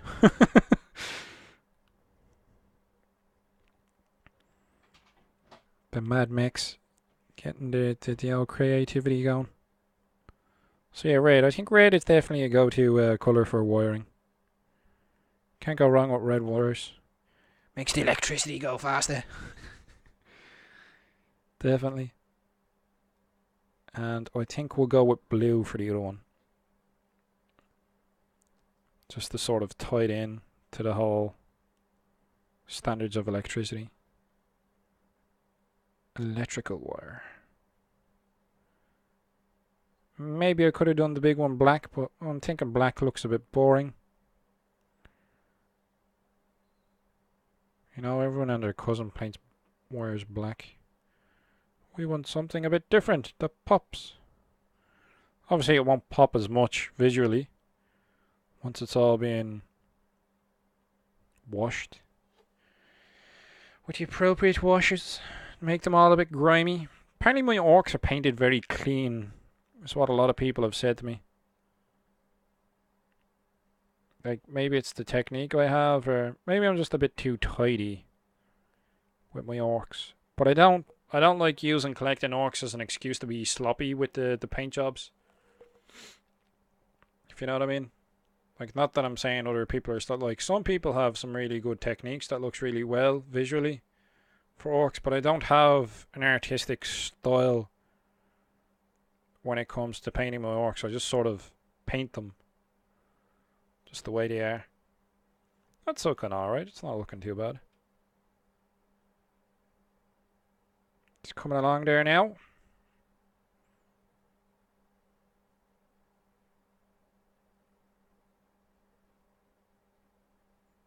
They do have good coverage, these paints, though, I'll say that much. So yeah, I'm thinking blue instead of yellow. Definitely give that a go. Orc Stuff says, might have been raining. They are from Ireland. Maybe. But not today, man. Not today with the 28 degrees. Right, so we have different layers. Layer, now I want a base blue. So that's a layer blue. That's another layer blue. Base. We have McCrag blue.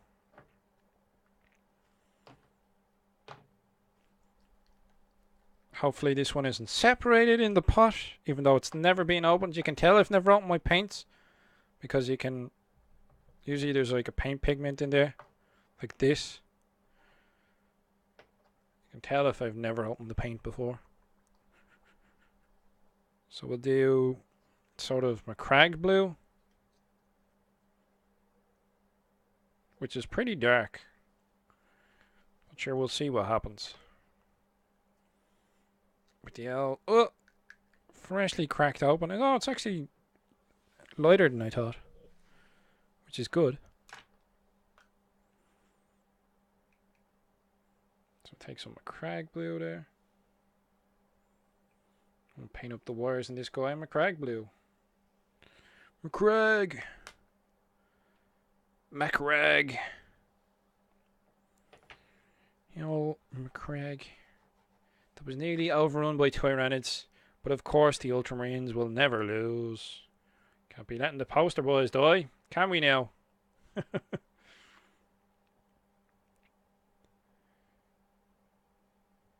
I was thinking to myself,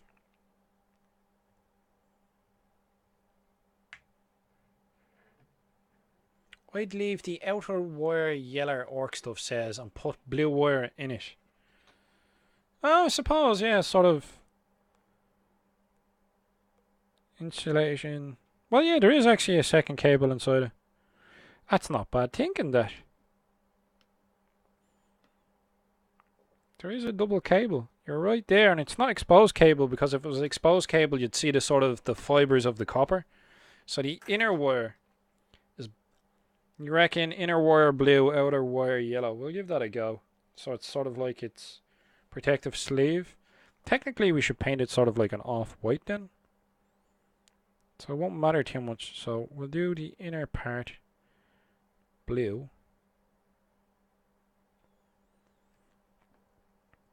And there are a few parts here where it's cracked and exposed.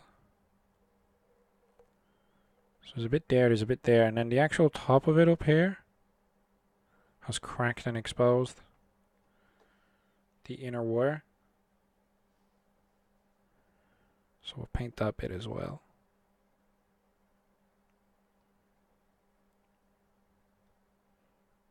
I'm trying to see if there's any more.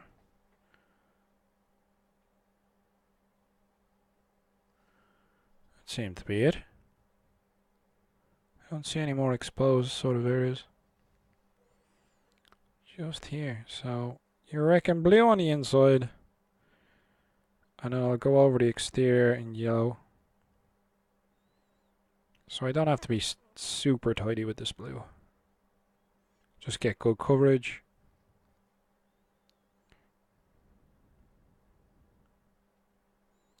Saying you're getting good coverage and actually getting good coverage are two totally different things. It's a bit better. Right, okay.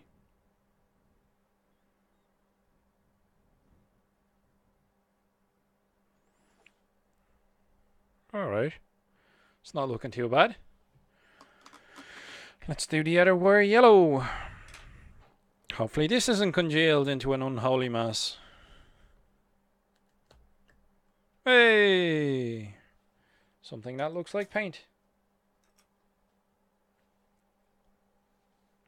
I actually painted quite a lot of the scenery that came with Shadow War Armageddon. Everland Sunset. I actually bought the spray paint and tried that. Because originally I was painting Everland Sunset over black and it was taking many, many layers. And it was a pain. So obviously you'd start with Everland Sunset as a base. And then work up to a lighter yellow. Like, probably... Oh, yellow. Like the lighter yellows I'd work up to maybe flash kits. I don't know. Or Uriel yellow or Uriel or whatever yellow that's called. This is sort of the Everland Sunset is sort of more of a mustardy colour. So we'll give that a bash. Man, that looks super colourful already. But like I said, everything gets a wash of black, so it sort of ties it all together tonally. Yeller aren't the main... Orc stuff says yeller ain't the most opaque paint. Suppose. I suppose.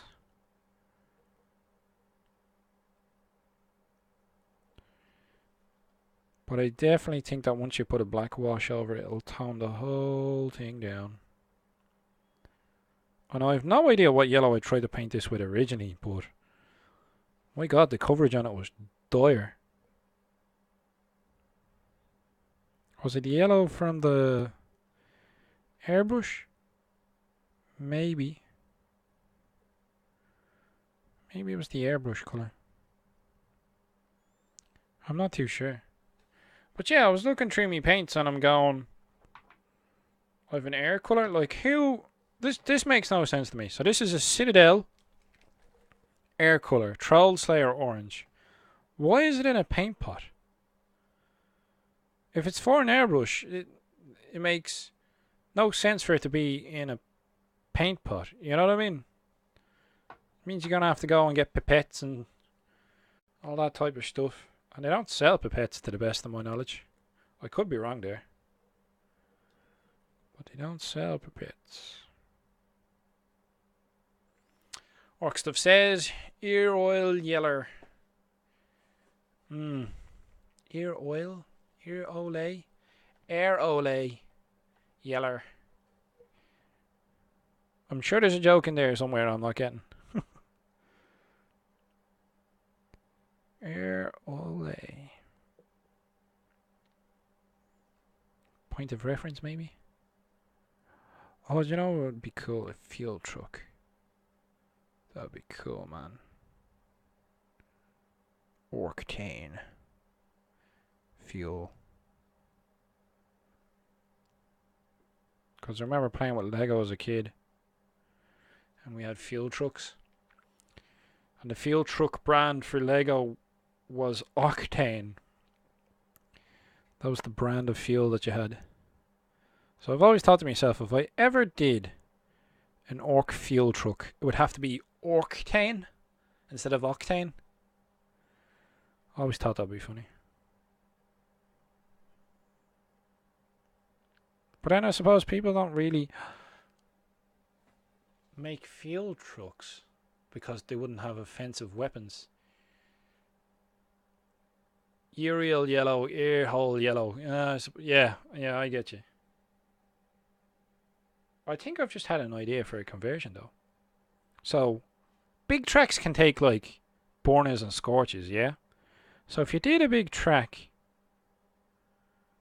that was pretty much a fuel truck, now not an Arctic truck, but sort of a fuel truck, you know, sort of bigger than a transit van. If you did a fuel truck big track, that would be cool. So you could paint it up like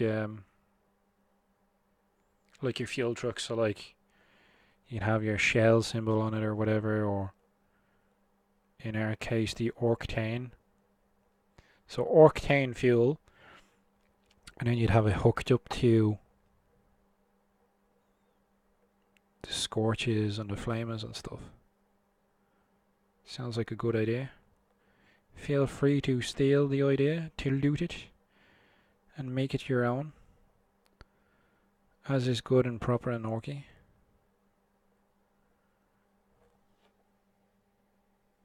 Because I tend to find, like, you don't see many, like, peripheral vehicles. You don't see people really making fuel trucks or making, you know, bulldozers and stuff for 40k stuff. Orc stuff says, fuel truck, flame belcher, wagon. You got there while I was typing. Yeah. It's like, hold on a minute.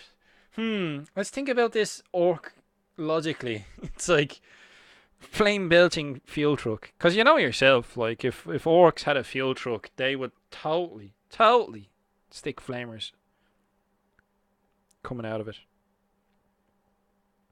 Like Mad Max. The fuel trucks and stuff like that, or the old Mad Max where it's like the oil refinery.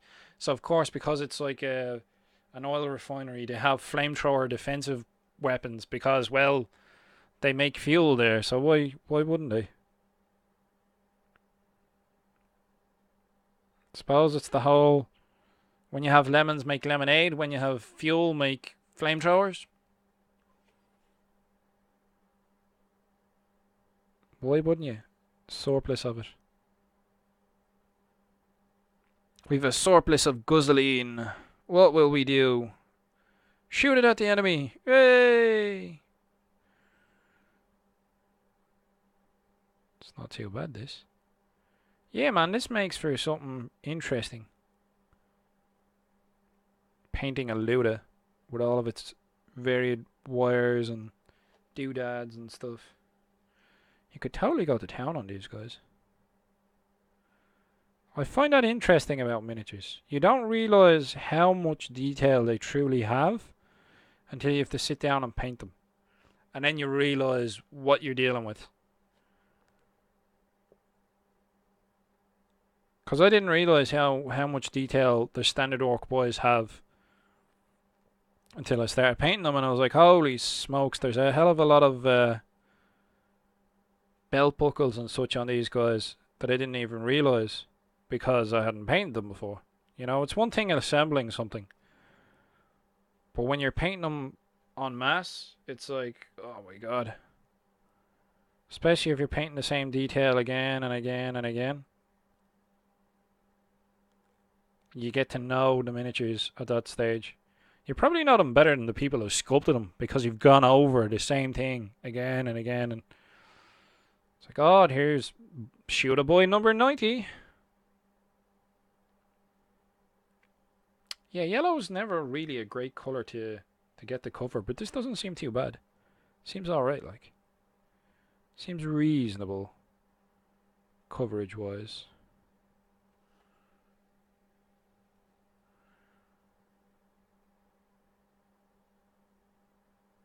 But yeah, I'm surprised like Bornes don't have their own dedicated sort of transport that's like a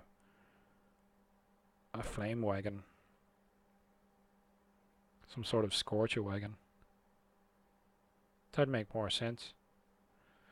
I am going to be ordering some Valkyries, some Imperial Guard Valkyries, the transports. When the Orc Codex comes out, I'm going to be making an order in because I want some Chinorc Warcopters, but I don't like the Forge World miniature. So I will be making an order for some Valkyries, which aren't cheap, might I add. I will be making an order for some Valkyries when the Codex comes out because I want to make some Copters. They're supposed to be really good. They'll look cool. And I'm thinking the whole looted Imperial vehicle really fits into the Blood Axe team as well.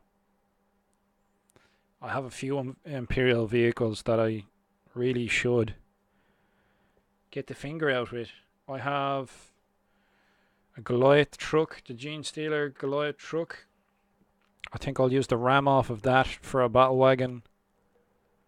And I'll probably use the body for something else. I haven't decided what yet, but you could always use it for something. In fact, you could always just paint it up. I could always paint up the Goliath vehicle as just like a bog standard mining vehicle and use it as a piece of terrain. Because I already have like loads of orky stuff. Like I was thinking about buying the Harvest Lighter, which is the Forge World Civilian Transport, Imperial Transport, just to have like sort of an objective in some games, that type of thing. You know what I mean? Do like a narrative game where someone's trying to escape, get the VIP onto the transport, that type of thing. That'd be interesting. Fun stuff like that. Be good for a narrative campaign. To have stuff that isn't just standard. Because like the Valkyrie I suppose you could use in a scenario like that, but it's more military, whereas the Harvest Lighter is it's an unarmed sort of civilian thing. It is just a transport. It's not an attack gunship. Yeah, there we go. That's the blue. Yellow wire. What about this wire in the front? What colour will I paint that? I suppose I could paint it blue. Yeah, I'll do it blue.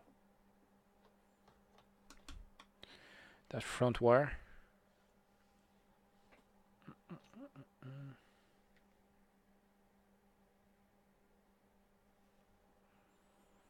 But yeah, it's fun. This painting looters. All these random colours. Colours I don't normally use on my orcs. Makes for something interesting. Nice bit of blue on there, boss.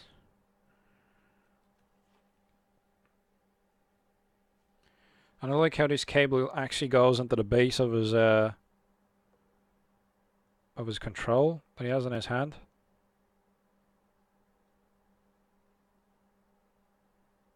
So it's actually connected to something, which is fun in and of itself. It's supposed to be like a battery pack and coils and stuff. I've seen people have done like object source lighting with this, but I am in my Swiss going to try that. No way. This bit up here, I suppose would be like a bit of leather or something with some teeth sticking out of it.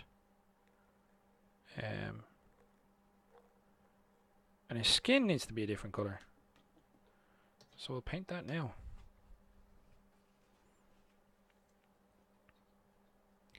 We'll paint his skin.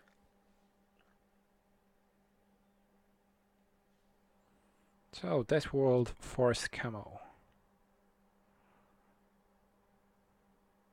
Instead of the Wa flesh that it was.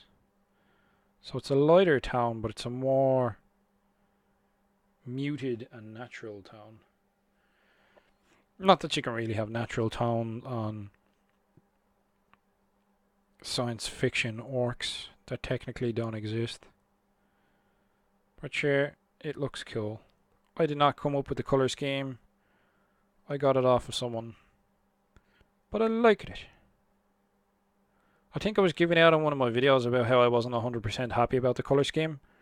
So one of my subscribers and good friends from Down Under, Canvas 1, pointed me in the direction of a decent tutorial. And that's where I picked up this colour scheme from. It is from... what's the guy's name? I think it's like the Emperor's Champion or something like that. It's the channel name. I have put links in it before. I'll throw a link up again. Color scheme wise. He's for the skin. And you see how it's all finicky and difficult for me? Like I said, I would advise anyone who's going to be doing looters to paint them before assembling them. Don't be an idiot like me. Don't make life difficult. Paint them before you assemble them. Make life 10 times easier for you. Or maybe I'm just a bit too picky for my own likings. That's what it is. You know, being a bit too tidy with the old paint jobs. But at least they look good in the end, you know? I think they look good. A couple of people have said they look good. They look a bit too tidy, but they're nice clean paint jobs. It's sort of just painting between the lines. You know what I mean? It's not difficult painting, it's just a case of being consistent.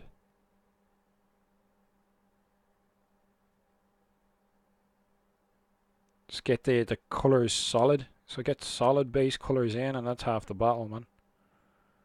Let the wash do the rest of the work for you. You know? Patience. Says the man who paints at the pace of a glacier. Patience. I suppose some people wouldn't be as patient. They'd sort of lose the rag with it.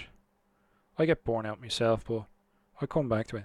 This is actually kind of interesting to paint.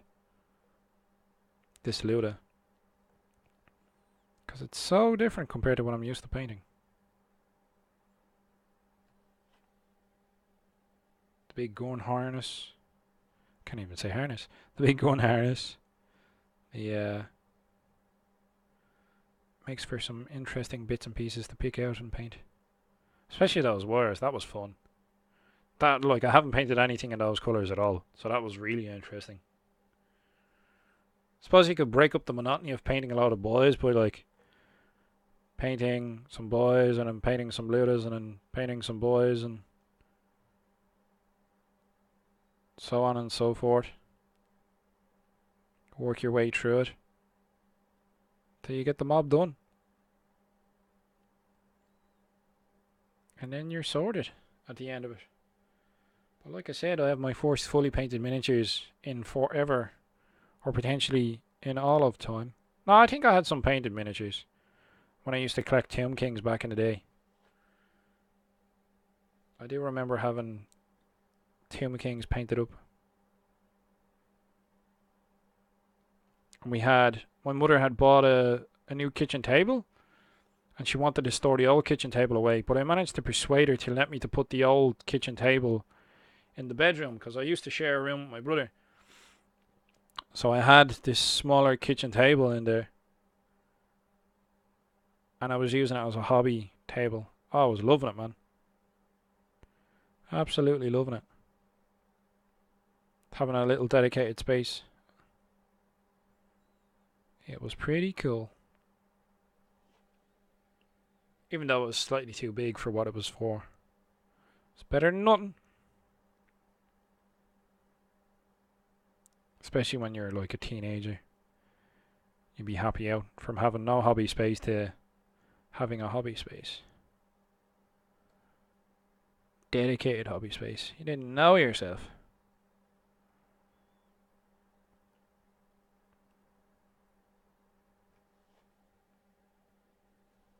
So I'll try and get the skin done on this guy.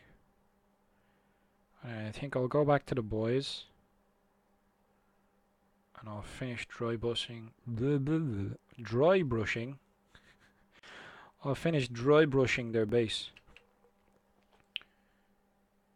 But it keeps it a bit more interesting, sort of bouncing around from different miniatures. This way they're still orcs, yeah. But, like, this Luda was fun. Even just picking out the wires. And visually I think it looks better. More dynamic. It's a pity they tend not to stick around the table too long, because once people realise what Ludas can do, they are like, target number 1. Kill his Ludas. Burn them with fire.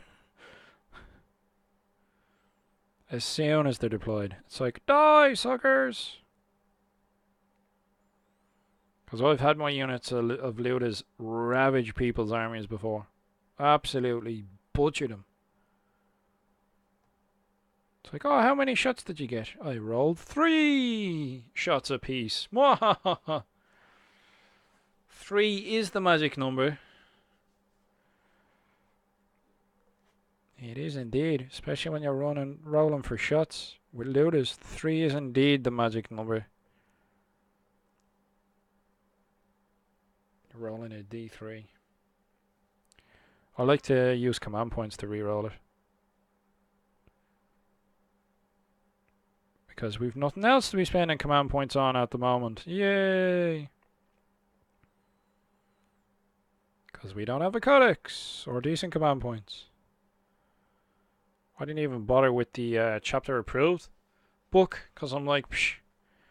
At the time I was like, the codex will be out soon enough. Little did I know.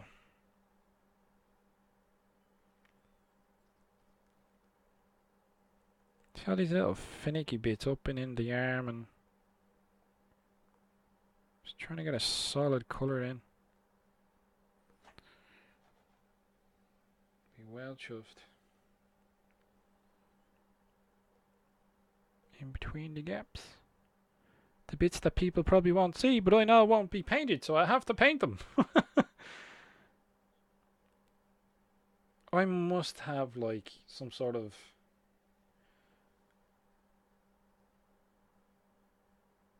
I don't know. It's getting there though. I do like the wires. And I think the blue wire inside the yellow wire was a fun idea.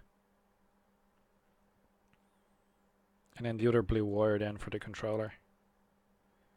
Yeah, I think leaving the main wire yellow was a good idea. It pops out visually quite a lot. Yeah, not bad start. Not a bad start. I'm just making sure the underneath of his arms are painted. Not that anyone will see them, but I'll know. Which is the sad part. It's like, I know there's no paint there. And same with in underneath his neck and stuff, like visually you're not going to know because you won't see because it's so dark up in there. But I'm just making sure. There's green everywhere.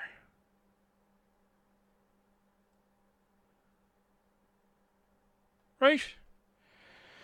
So I started the stream a bit late. I think I started about 9:30, and it is currently 11:30 here, so I think I'm going to wrap this one up. It's getting a bit late. I will soldier on. I am liking this looter, man. This is looking fun. I really like those wires. They look interesting and different. And it's, yeah. I suppose I could use looters to keep myself entertained. So like paint 5 orc boys, paint a looter. Paint 5 orc boys, paint a looter. That sort of thing. Visually though, I'm trying to think of how I'm going to tie them together. Will I do all of their pants the same sort of camouflage colour? Maybe. It's going to be an absolute ball ache to try and paint their jackets, their tops, and various camouflage colours. I think I'll just leave them flat colours because it's going to be so difficult to get in behind that gun harness. I think I'll just use the trousers as a combining colour, or I can just paint the looters up whatever colour I want as I go along. The looters, I don't tend to have a problem with them because the looter units tend to be deployed in separate areas. They're never both in the same area. Like there'll be like a tall building somewhere and then like a round building somewhere else. So I tend not to deploy the looters together. They tend not to have that issue of getting melded into one. So I think we'll call it that for a night. So there we go, guys. That's the progress I have going. We've started on a couple of looters. We have 5 boys nearly 100% complete. I'm going to finish their dry brush off. And I'll soldier on with some more of the orc boys during the week. And I'll try and get Fighting the Grey Tide video out soon enough. Because we've actually progressed pretty far with the orc boys compared to the last video that I did. So we'll leave it at that for now. I think we'll call it there for the stream. Good solid 2 hours in. Thanks for joining in, guys. And yeah, we'll catch you on the next one. I'm not too sure there's going to be a stream next week because I'll be in Paris. But it'll be the week after. So no stream next week. But the second week in July, we'll have a stream. Okay? So thanks for dropping into the stream and painting along with me. So take it easy, guys. I'll see you at the next video. Cheers.